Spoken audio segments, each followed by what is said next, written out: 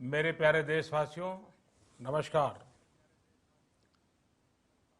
Corona के खिलाफ लड़ाई में जनता कर्फ्यू से लेकर आज तक हम सभी भारतवासियों ने बहुत लंबा सफर तय किया है। समय के साथ आर्थिक गतिविधियों में भी धीरे धीरे तेजी नजर आ रही है। हम में से अधिकांश लोग अपनी जिम्मेदारियों को निभाने के लिए, फिर से जीवन को गति देने के लिए रोज घरों से बाहर निकल रहे हैं। त्योहारों के इस मौसम में बाजारों में भी रौनक धीरे धीरे लौट रही है, लेकिन हमें ये भूलना नहीं है कि लॉकडाउन भले चला गया हो, वायरस नहीं गया है। बीते 7-8 महीनों में प्रत्येक भारतीय के प्रयास से भारत आज जिस संभली हुई स्थिति में है, हमें उसे बिगड़ने नहीं देना है और अधिक सुधार करना है। आज देश में रिकवरी रेट अच्छी है, फैटेलिटी रेट कम है। भारत में जहां प्रति 10 लाख जनसंख्या पर करीब 5,500 लोगों को कोरोना हुआ है, वहीं अमेरिका और ब्राजील जैसे देशों में ये आंकड़ा 25,000 के करीब है। भारत में प्रति 10 लाख लोगों में मृत्यु दर 83 है, जबकि अमेरिका, ब्राजील, स्पेन, ब्रिटेन जैसे अनेक देशों में ये आंकड़ा 600 के पार है। दुनिया के साधन संपन्न देशों की तुलना में भारत अपने ज्यादा से ज्यादा नागरिकों का जीवन बचाने में सफल हो रहा है। आज हमारे देश में कोरोना मरीजों के लिए 90 लाख से ज्यादा बेड्स की सुविधा उपलब्ध है। 12,000 क्वारंटाइन सेंटर्स है।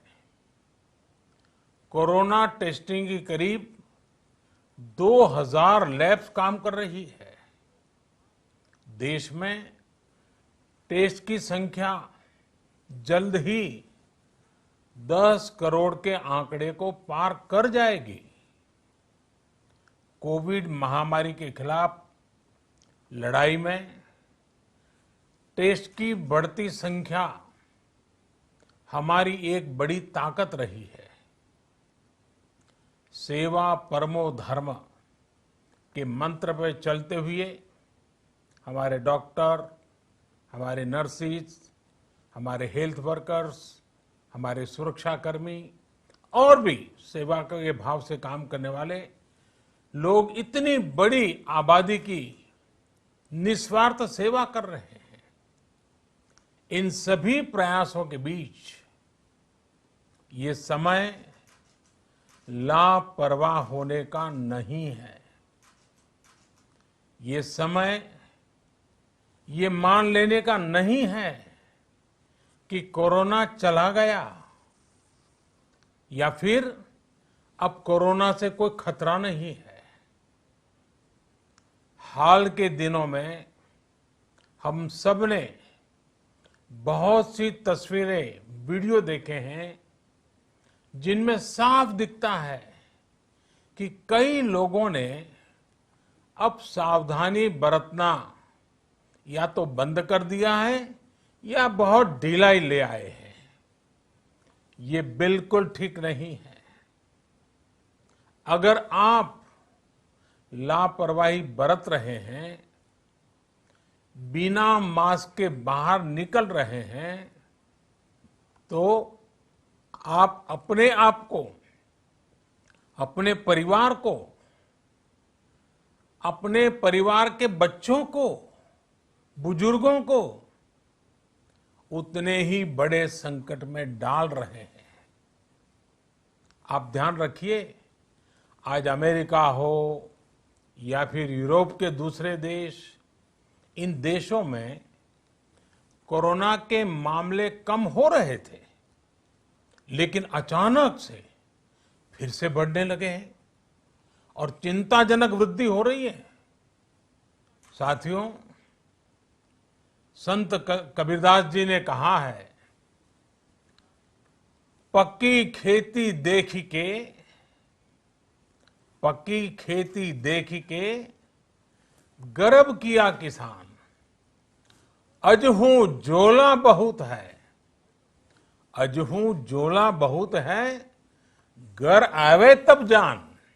अर्थात कई बार हम पकी हुई फसल देखकर ही अति आत्मविश्वास से भर जाते हैं कि अब तो काम हो गया, लेकिन जब तक फसल घर न आ जाए तब तक काम पूरा नहीं मानना चाहिए।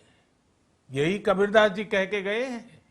यानी जब तक सफलता पूरी न मिल जाए, लापरवाही नहीं करनी चाहिए। साथियों, जब तक इस महामारी की वैक्सीन नहीं आ जाती, हमें कोरोना से अपनी लड़ाई को रत्ती भर भी कमजोर नहीं पड़ने देना है। बरसों बाद हम ऐसा होता देख रहे हैं कि मानवता को बचाने के लिए युद्ध स्तर पर पूरी दुनिया में काम हो रहा है। अनेक देश इसके लिए काम कर रहे हैं। हमारे देश के वैज्ञानिक भी वैक्सीन के लिए जी जान से जुटे हैं।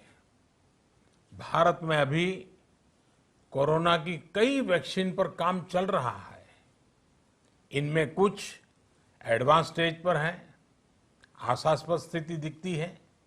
साथियों, कोरोना की वैक्सीन जब भी आएगी, वो जल्द से जल्द प्रत्येक भारतीय तक कैसे पहुंचे, इसके लिए भी सरकार की तैयारी जारी है। एक एक नागरिक तक वैक्सीन पहुंचे, इसके लिए तेजी से काम हो रहा है। साथियों, रामचरितमानस में बहुत ही शिक्षाप्रद बातें हैं, सीखने जैसी बातें हैं, लेकिन साथ साथ अनेक प्रकार की चेतावनियां भी हैं। जैसे रामचरितमानस में बहुत बड़ी बात कही गई है, रिपु रुज पावक पाप। रिपु रुज पावक पाप, प्रभु अहि गनीय न छोट करी। अर्थात आग, शत्रु, पाप यानी कि गलती और बीमारी, इन्हें कभी छोटा नहीं समझना चाहिए। जब तक इनका पूरा इलाज न हो जाए, इन्हें हल्के में नहीं लेना चाहिए। इसलिए याद रखिए, जब तक दवाई नहीं, तब तक ढिलाई नहीं। त्योहारों का समय हमारे जीवन में खुशियों का समय है, उल्लास का समय है। एक कठिन समय से निकलकर हम आगे बढ़ रहे हैं।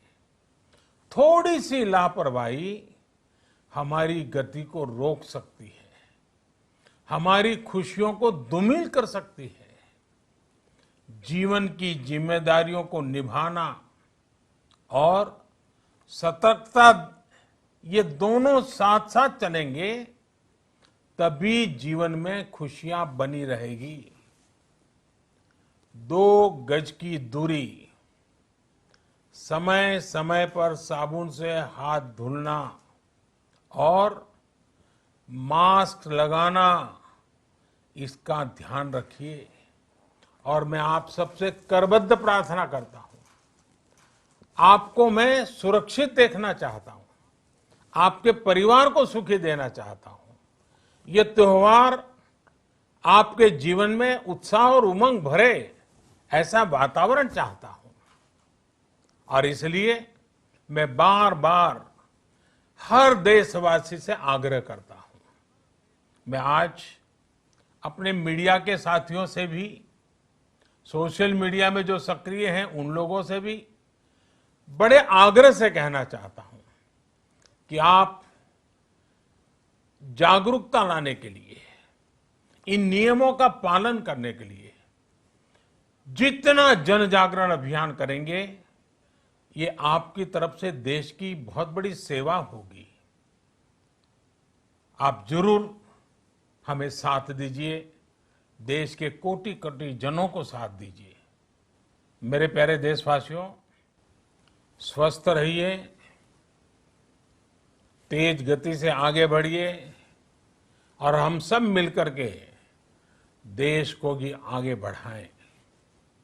इन्हीं शुभकामनाओं के साथ नवरात्र, दशहरा, ईद, दीपावली, छठ पूजा, गुरु नानक जयंती समेत सभी त्योहारों की सभी देशवासियों को एक बार फिर से बहुत बहुत बधाई देता हूं।